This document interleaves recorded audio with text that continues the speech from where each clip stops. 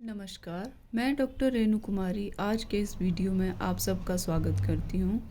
आज हम रुचिरा भाग 2 कक्षा सप्तम का तृतीय पाठः स्वावलंबनम का अध्ययन करेंगे।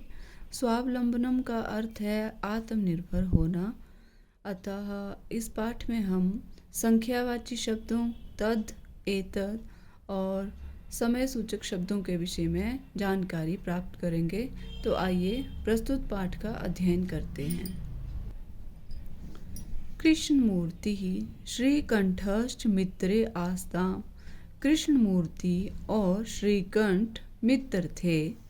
श्रीकंठस्य पिता समृद्ध आसीत्। श्रीकंठ के पिता समृद्ध थे, धनवान थे। मतलब अतः तस्य भवने सर्वविधानि सुख साधनानि आसन। अतः इसलिए तस्य उसके भवने भवन में सर्वविधानि सब प्रकार के सुख साधनानि सुख साधन आसन थे। इसलिए उसके घर में सब प्रकार के सुख साधन थे। तस्मिन् विशाले भवने चत्वारिंशत् स्तंभा आसन। तस्मिन् उसके विशाले विशाल भवने भवन में चत्वारिंशत् 40 स्तंभा खंबे आसन थे। उसके विशाल भवन में 40 स्तंभ थे। तस्य 18 प्रकोष्ठेषु 50 गवाक्षाः। चतुश्चत्वारिंशत् द्वाराणि 36 विद्युत व्यजनानि च आसन्। उसके 18 कमरों में 50 खिड़कियाँ, 44 दरवाजे, 36 होता है 36 बिजली से चलने वाले पंखे थे। उसके घर में 18 प्रकोष्ठेषु कमरे और 50 गवाक्षा खिड़कियाँ, चतुश्चत्वारिंशत् 40 मतलब 44 द्वाराणि दरवाजे, 36 विद्युत व्यजनानि। विद्युत होता है बिजली, व्यजनानि होता है पंखा, बिजली से चलने वाले पंखे थे। तत्र 10 सेवकाः निरंतरं कार्यं कुर्वन्ति स्म। वहाँ 10 सेवकाः सेवक निरंतरम लगातार कार्य कुर्वन्ति स्म करते थे। वहाँ 10 सेवक लगातार कार्य करते थे। परम कृष्णमूर्तेः माता पिता च निर्धनौ कृषक दंपत्ति। परंतु कृष्णमूर्ति के माता और पिता निर्धन कृषक दंपत्ति थे। तस्य गृहम् आडंबर विहीनम साधारणम च आसीत्। उसका घर आडंबरों से विहीन और साधारण था। मतलब उसमें कोई दिखावा नहीं था, कितने पंखे हैं इससे उन्हें कोई फर्क नहीं पड़ता। वो एक निर्धन और आम परिवार था, जो जैसा कि हम मध्यम वर्गीय लोग होते हैं उसी तरह से ये दो दोस्तों के घर का वर्णन किया गया है, कृष्णमूर्ति और श्रीकंठ। उसमें से जो श्रीकंठ है वो बहुत समृद्ध बताया गया है उसके माता पिता, और जो कृष्णमूर्ति है वो बहुत ही साधारण परिवार से था, कृषक दंपत्ति का पुत्र था। एकदा श्रीकंठः तेन सह प्रातः 9 तस्य गृहम् अगच्छत्। एक बार श्रीकंठ तेन सह उसके साथ, किसके साथ? कृष्णमूर्ति के साथ। तेन सह प्रातः सुबह 9 बजे तस्य गृहम तस्य उसके गृहम घर को अगच्छत गया। एक बार श्रीकंठ उसके साथ सुबह 9 बजे उसके घर गया, कृष्णमूर्ति के घर गया। तत्र कृष्णमूर्तिः तस्य माता पिता च स्वशक्त्या श्रीकंठस्य आतिथ्यम् अकुर्वन्। तस्य उसके माता पिता, मतलब माता पिता और श्रीकंठ ने स्वशक्त्या अपनी सामर्थ्य के अनुसार श्रीकंठस्य श्रीकंठ का आतिथ्यम अतिथि सत्कार अकुर्वन् किया, उसकी मेहमानबाजी की उन्होंने जितना वो कर सकते थे। एतत् दृष्ट्वा श्रीकंठः अकथयत्, एतत् यह दृष्ट्वा देखकर श्रीकंठ ने अकथयत कहा, यह देखकर श्रीकंठ ने कहा, मित्र हे मित्र, अहम भवताम सत्कारेण संतुष्टो अस्मि, मैं भवताम आपके सत्कारेण आदर सत्कार के द्वारा संतुष्टो अस्मि संतुष्ट हूँ। हे मित्र, मैं आपके आदर सत्कार से संतुष्ट हूँ, खुश हूँ, प्रसन्न हूँ। केवलम इदमेव मम दुखम यत् तब गृहे एकोऽपि भृत्यः नास्ति, नो जमा अस्ति संध्यक्षर है। केवलम केवल मात्र, इदमेव यही, मम दुखम मुझे दुख है, यत् कि तब तुम्हारे, गृहे एकोऽपि भृत्यः नास्ति, केवल मुझे यही दुख है कि तुम्हारे घर में एक भी नौकर नहीं है।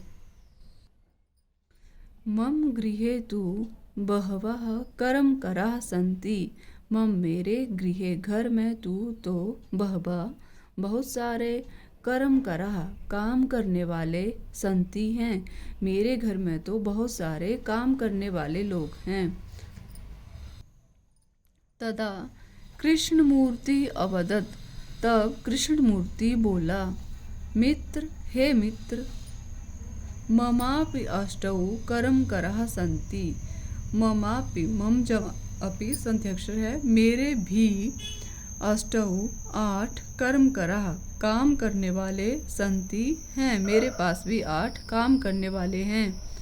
ते च द्वौ पादौ द्वौ हस्तौ द्वे नेत्रे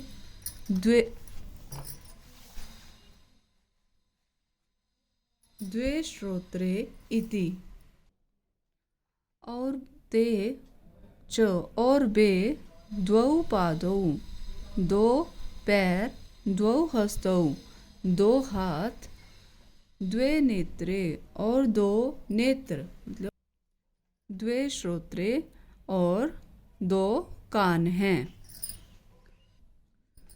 2 हाथ, 2 पैर, 2 हाथ, 2 नेत्र, 2 कान, कुल मिला के मतलब उसके 8 कर्म करा, उसने अपने गिना दी कि मेरे पास ये 8 काम करने वाले हैं।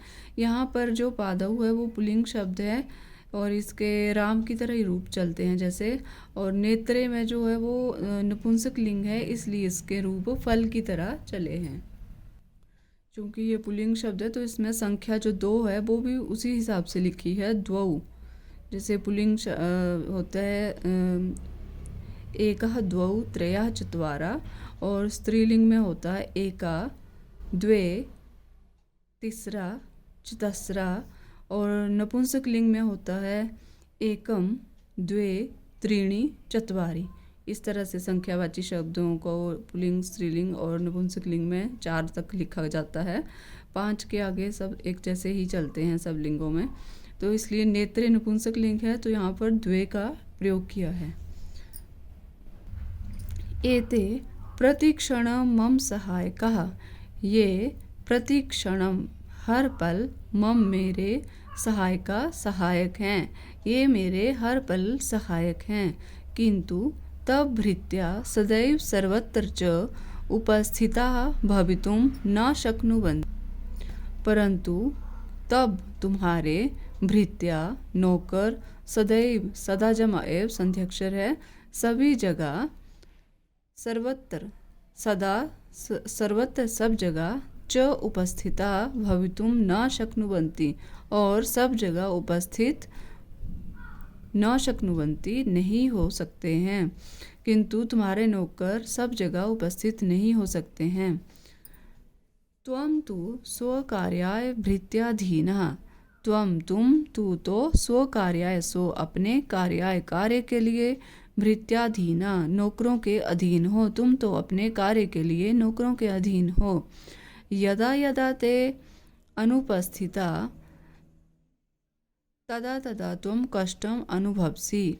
यदा यदा जब जब ते वे अनुपस्थिता अनुपस्थित होंगे, तदा तदा तब तब तुम कष्ट को अनुभवसी अनुभव करोगे। जब जब वो तुम्हारे पास नहीं होंगे तब तब तुम्हें कष्ट होगा, क्योंकि तुम नौकरों के अधीन हो कार्य करने में।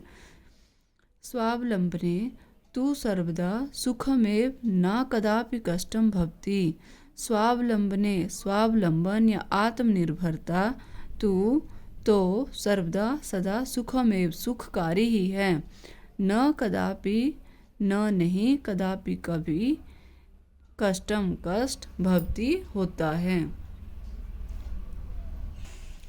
आत्मनिर्भरता तो सदा सुखकारी है और इससे कभी कष्ट नहीं होता है। श्रीकंठः अवदत्। मित्र श्रीकंठ बोला, मित्र हे मित्र, तव वचनानि श्रुत्वा मम मनसि महती प्रसन्नता जाता। तब तुम्हारे वचनों को श्रुत्वा सुनकर मम मेरे मन को महती बहुत सारी प्रसन्नता खुशी जाता हुई। तुम्हारे वचन हे मित्र, तुम्हारे वचन सुनकर मुझे बहुत प्रसन्नता हुई। अधुना अहम अपि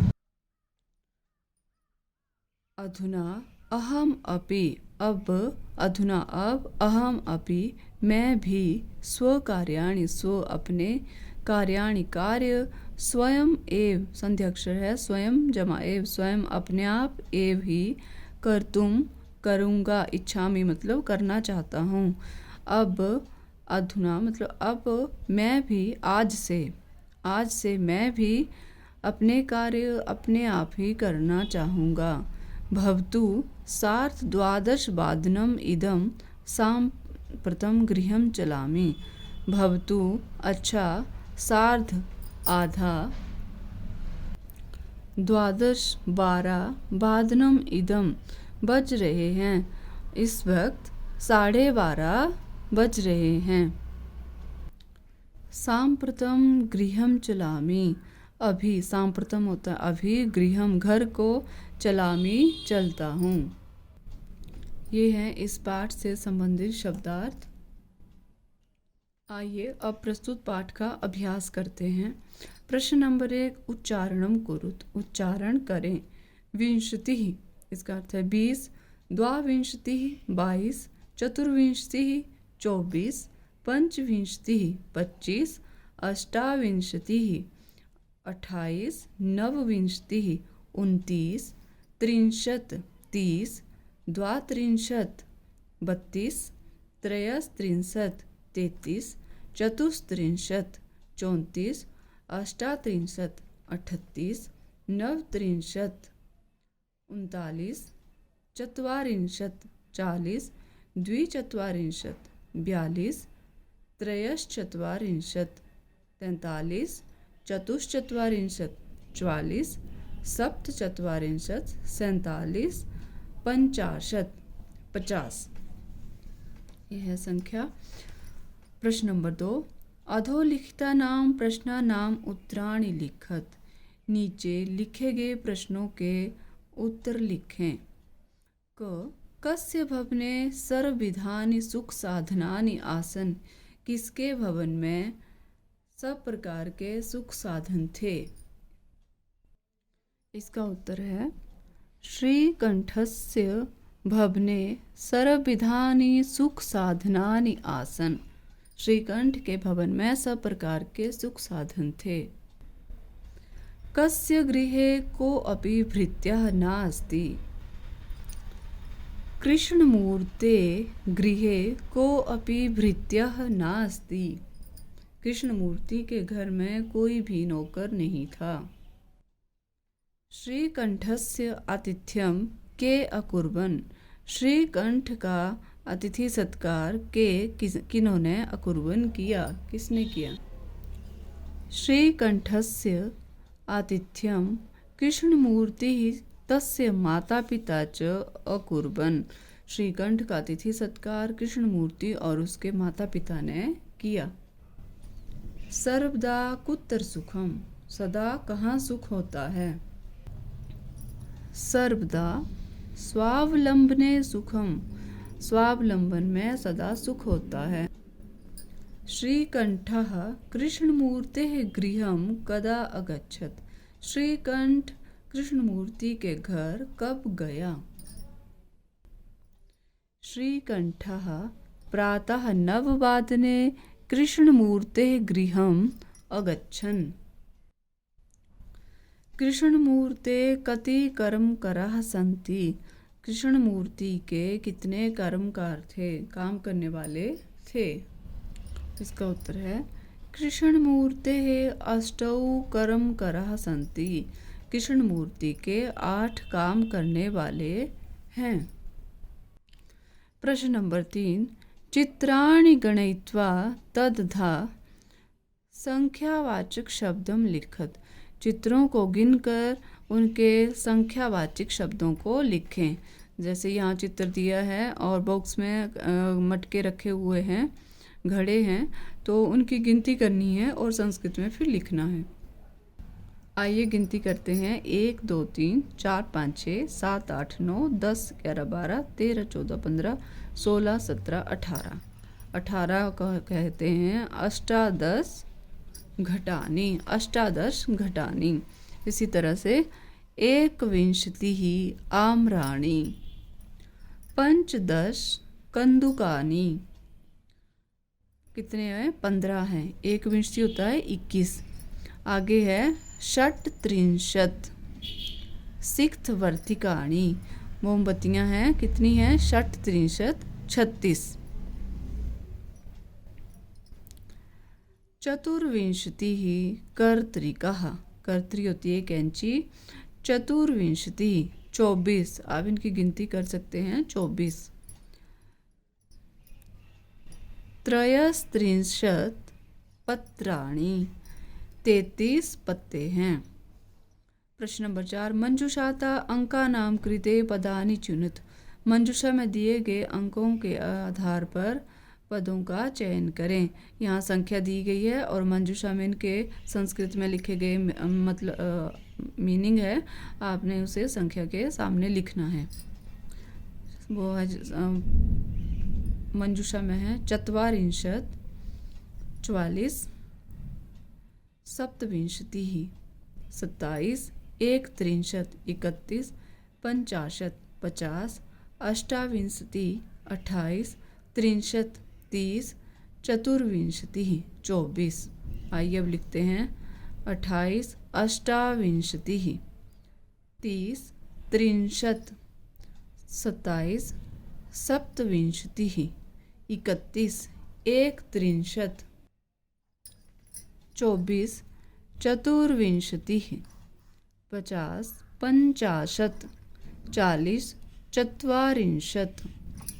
प्रश्न नंबर 5, चित्रं दृष्ट्वा मंजुषाता पदानि च प्रयुज्य वाक्यानि रचयत, चित्र को देखकर मंजुषा में दिए गए, यह है मंजुषा में दिए गए पदों के आधार पर वाक्य की रचना करें। तो यहाँ पर 3 चित्र हैं। पहले में है एक किसान और 2 बैल, किसान हल जोत रहा है। 2 किसान है वो खुदाई कर रहे हैं, खनन कार्य कर रहे हैं, और 3 किसान हैं जो धानों का रोपण कर रहे हैं खेत में। तो यहाँ पर शब्द हैं मंजुषा में कृषकः, बहुवचन है ये, एतौ ये दोनों, कृषकौ 2 किसान, क्षेत्रम खेत, एते ये, कर्षति खींचता है या जोतता है, धान्यम धान, कुरुतः करते हैं, एषः यह, खनन कार्यम खनन का कार्य करना, खोदना, कृषकः किसान, रोपयन्ति रोपित करते हैं या आरोपित करते हैं। अब आप देखेंगे यहाँ पर शब्द है कृषकः एक वचन, कृषकौ द्विवचन, कृषकः बहुवचन, कृषकः एक वचन, कृषकौ द्विवचन, कृषकः बहुवचन।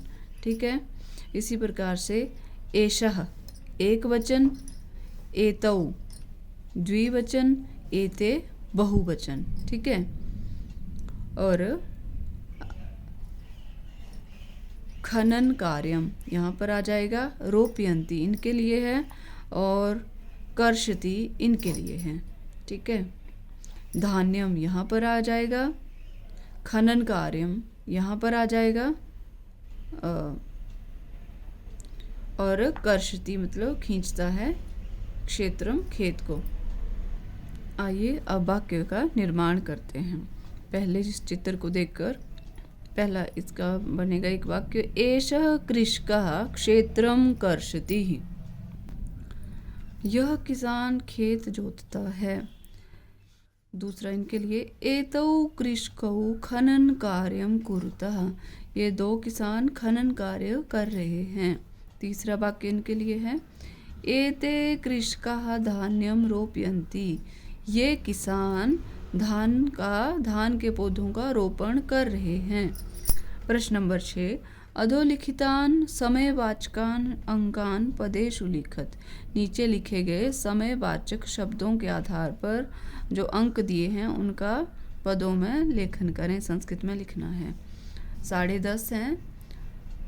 सार्ध द्वादशवादनम, 7 बजे सप्तवादनम, 2:30 बजे सार्धद्विवादनम, 11 बजे एकादशवादनम, 4:30 बजे सार्धचतुर्वादनम, 1:30 बजे के लिए लिखेंगे सार्ध एक वादनम, 5 बजे के लिए लिखेंगे पंचवादनम, 3:30 के लिए लिखेंगे सार्ध त्रिवादनम, 9 बजे के लिए नववादनम, 12:30 के लिए सार्ध द्वादशवादनम, 8 बजे के लिए अष्टवादनम, 7:30 के लिए लिखेंगे सार्ध सप्तवादनम।